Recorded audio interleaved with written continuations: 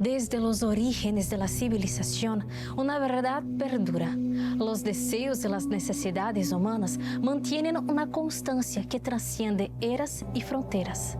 Ya sea en las majestuosas pirámides de Egipto, erigidas por el deseo de legados eternos, o incluso en el esplendor de la antigua Grecia, con sus diálogos filosóficos y sus competiciones atléticas, la sed por reconocimiento y gloria sigue viva en las esferas contemporáneas. Hoy, bajo la bruma de los rascacielos y el sonido de los clics digitales, los seres humanos siguen buscando conexión, significado y realización personal.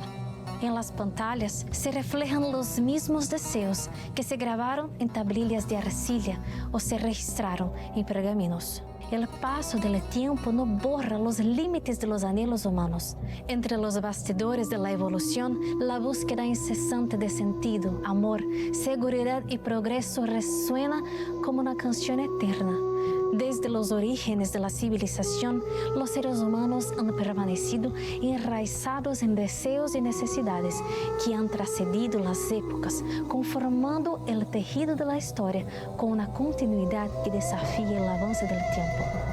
En el episodio de hoy vamos a conocer las maravillas antiguas que siguen vivas en Irak y vamos a entender cómo, a pesar del tiempo, los pueblos antiguos dieron forma al mundo que conocemos hoy.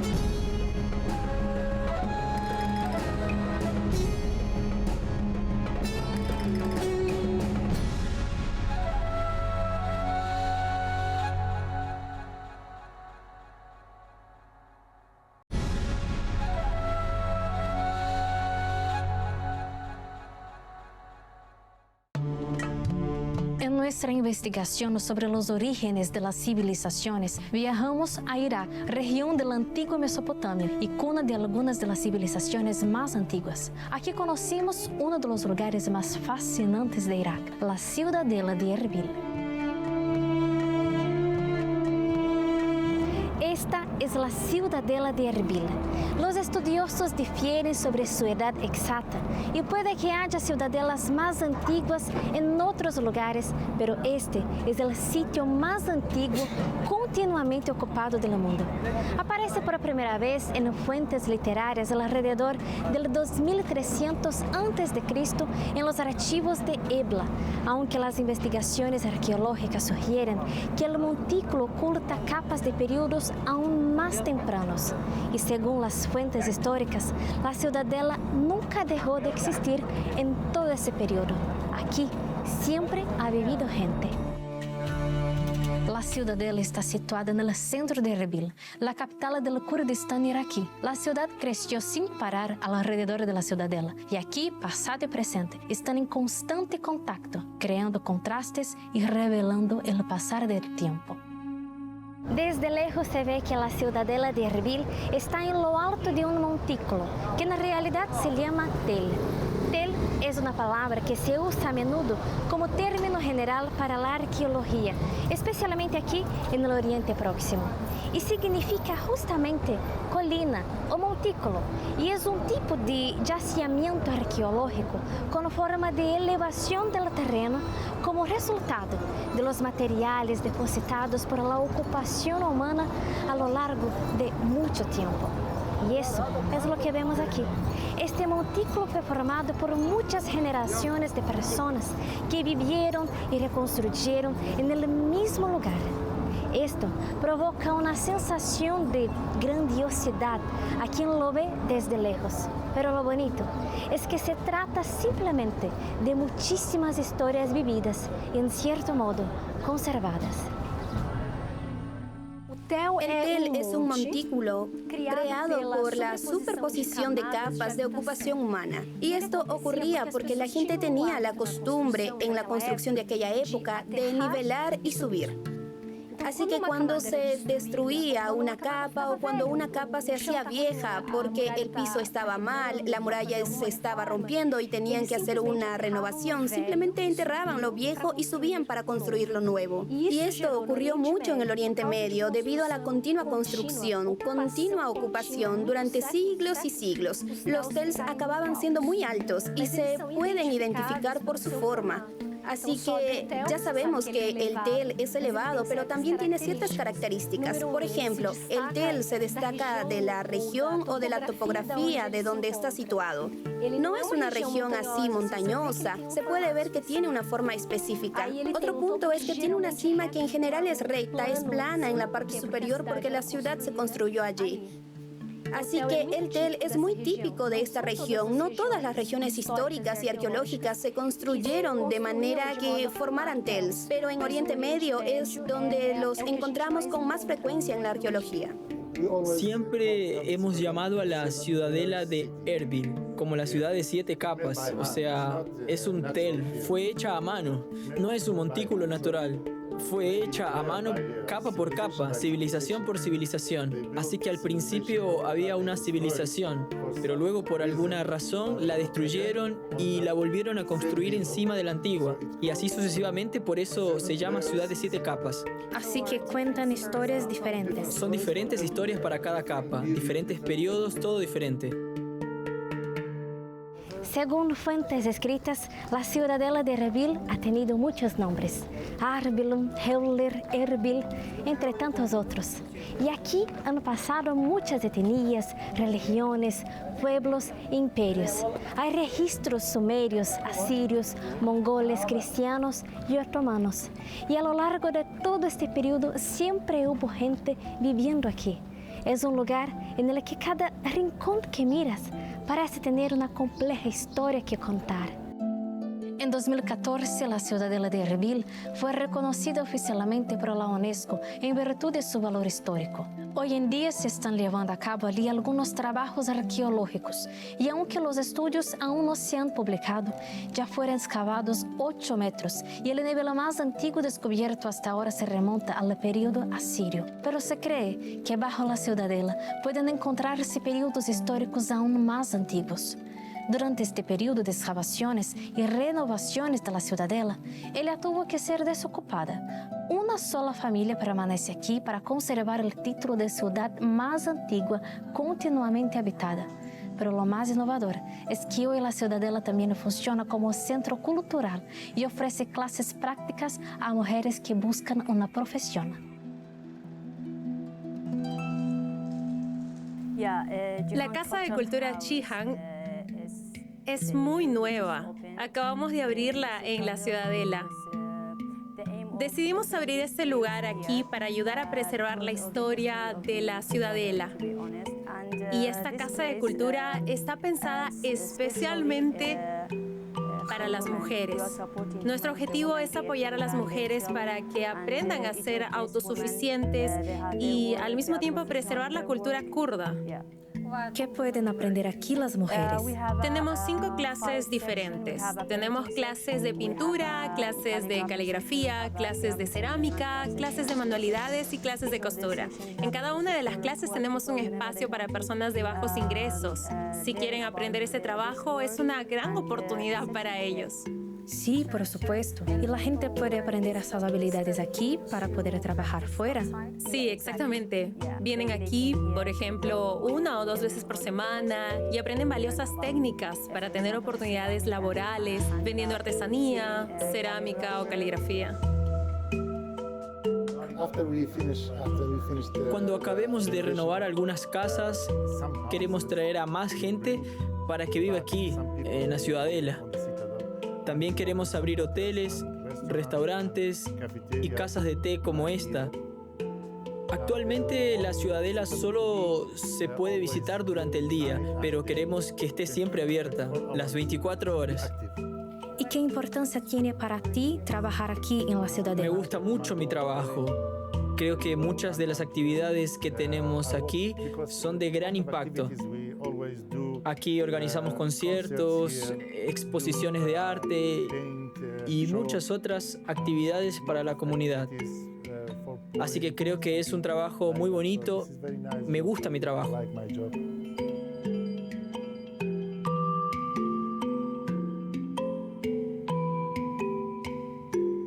En el próximo bloque vamos a conocer un antiguo acueducto construido hace casi 3.000 años. Este enorme acueducto se considera el más antiguo del mundo, anterior incluso a las maravillas de la ingeniería romana que aún sobreviven en Europa.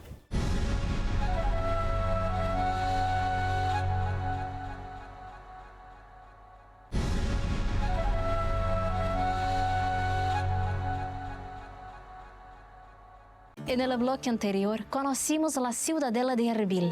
Los estudiosos difieren sobre su edad exacta y puede que haya ciudadelas más antiguas en otros lugares, pero este es el sitio más antiguo continuamente ocupado del mundo. ¿Y por qué la ciudadela se encuentra ahora en la cima de un monte? Siempre hemos llamado a la ciudadela de Erbil como la ciudad de 7 capas, o sea, es un tel, fue hecha a mano, no es un montículo natural.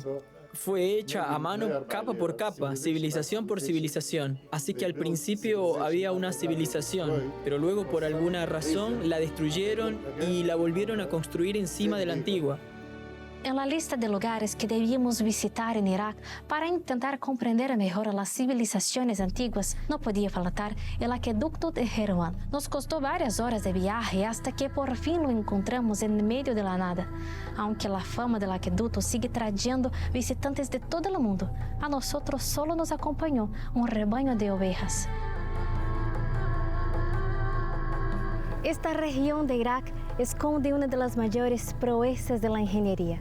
Ahora no parece mucho más que escombros, pero estas ruinas son los restos de un innovador acueducto construido entre el 700 y el 690 a.C.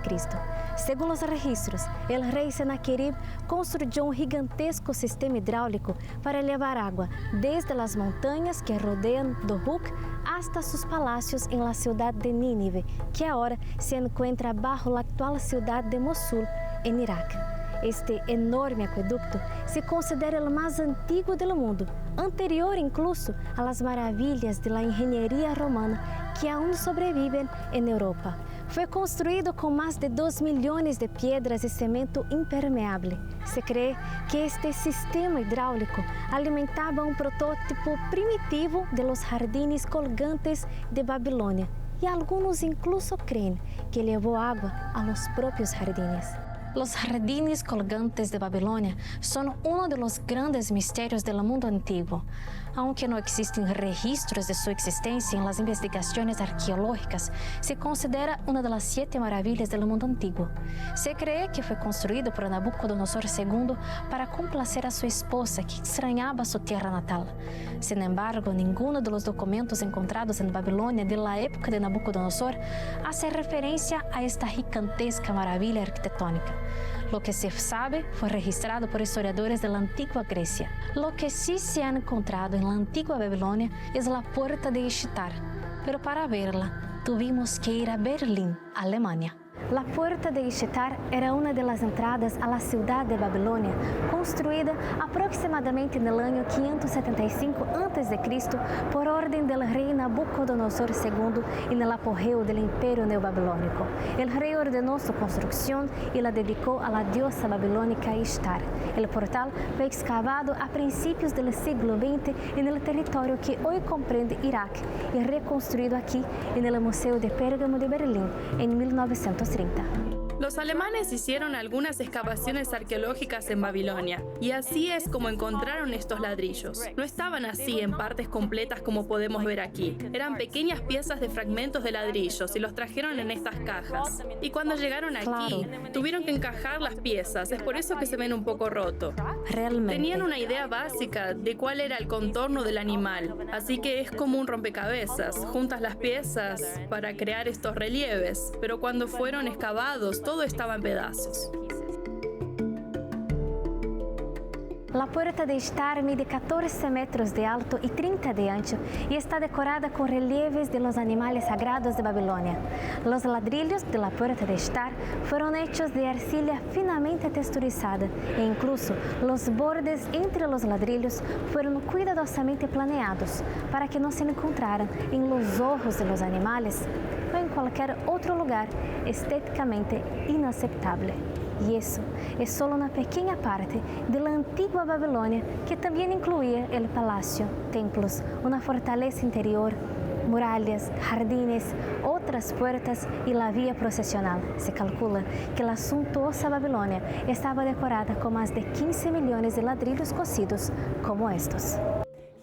Aquí estamos paradas en la vía procesional de Babilonia. Era una calle que conducía a la capital religiosa y administrativa, o a la parte principal de la ciudad. Básicamente se caminaba por aquí y luego se atravesaba las puertas. Una de ellas es la puerta Ishtar que tenemos aquí. Había otras 3 puertas que daban acceso a la parte interior de la ciudad donde estaban los templos, los palacios y esas cosas. Ahora imagina que estás visitando la antigua ciudad de Babilonia y todo a tu alrededor está hecho de ladrillos de barro. Estás en un clima muy seco y un paisaje seco. Pero cuando entras en la ciudad te encuentras con estos ladrillos llenos de color, estas cerámicas vidriadas. O sea, ves algo monumental y azul, que no es algo que verías por ahí normalmente. Así que creo que tendría un gran impacto para cualquiera que visite la ciudad de Babilonia.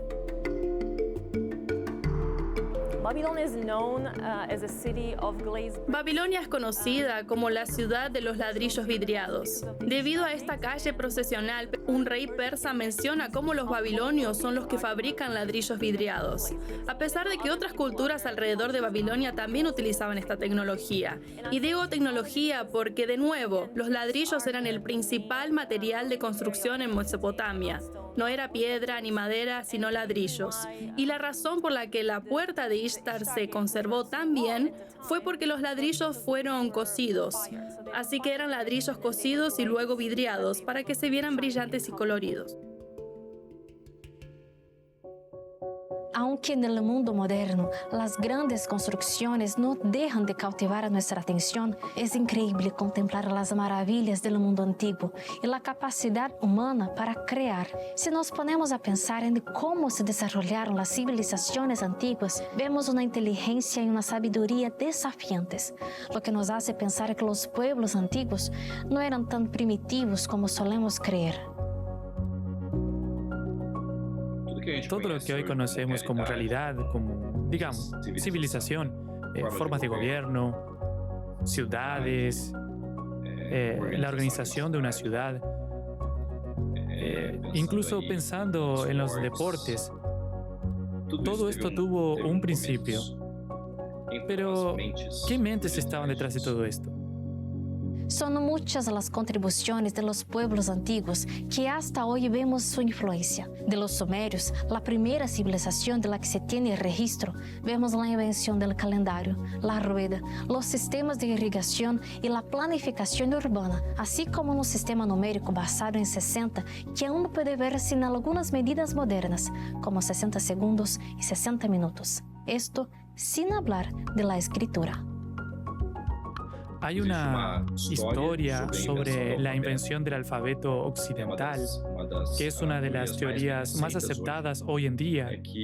Cuenta que el primer alfabeto inventado fue obra de un grupo de mineros, personas que trabajaban en las minas de turquesa de la península del Sinaí, en Egipto.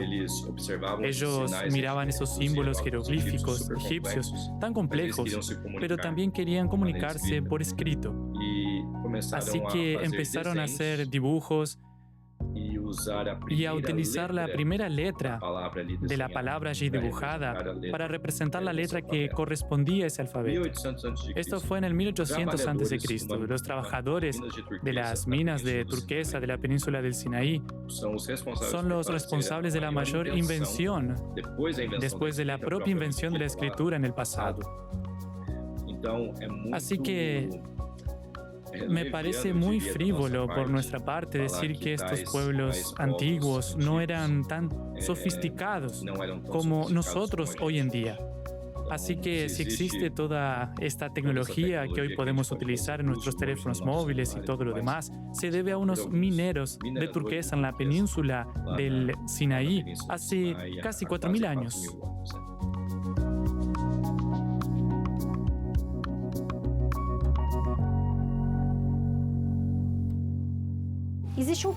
Existe un concepto asociado al evolucionismo científico, que es el concepto de evolucionismo cultural.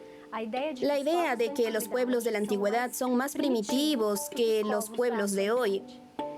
Bíblicamente hablando, esta no es la descripción que tenemos. Tenemos la creación de un mundo con un ser humano extremadamente avanzado.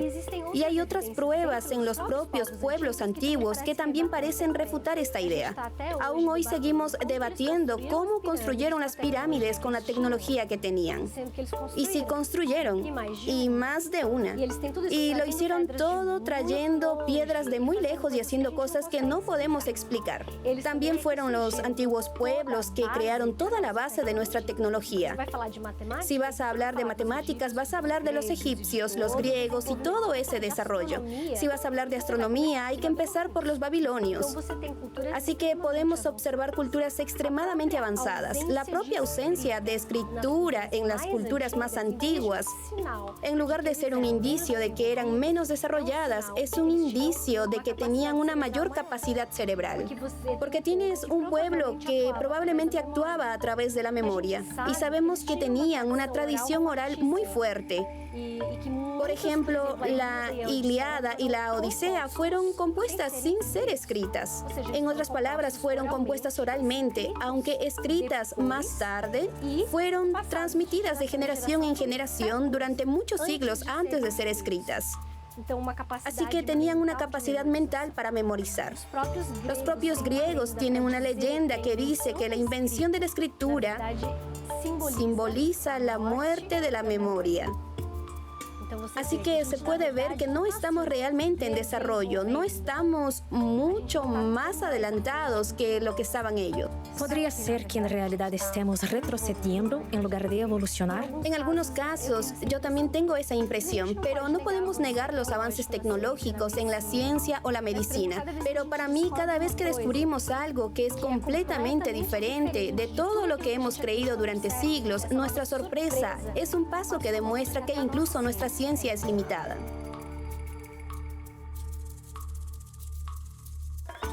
Tal vez la idea que existe en el imaginario colectivo es la de un ser humano primitivo, sin inteligencia, sin conocimientos, que con el lento paso del tiempo se desarrolla gradualmente.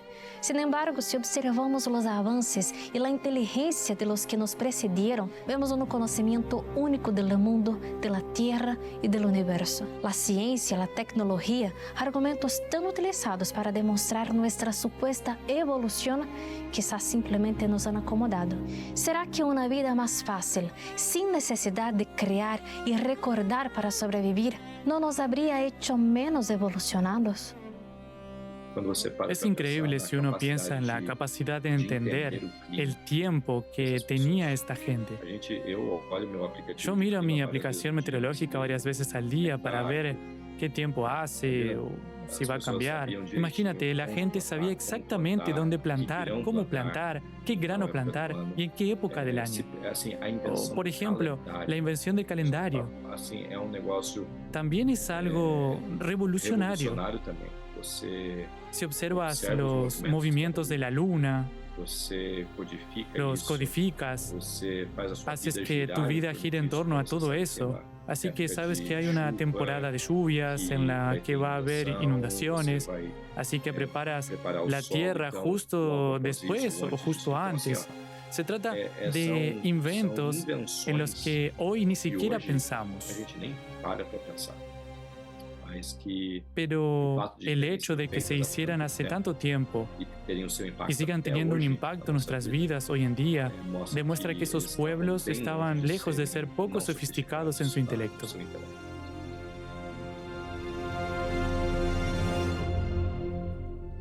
La revista Esperanza del Nuevo Tiempo es la guía perfecta para ti. En nuestro catálogo de revistas encontrarás temas como familia, fe, salud, finanzas y mucho más. Con la revista Esperanza encontrarás la inspiración y el conocimiento que necesitas para transformar tu vida. Envía un mensaje por WhatsApp al +12 981 00 1460 y solicita la tuya gratis. Voy a repetir, el número es el 12 981 00 1460.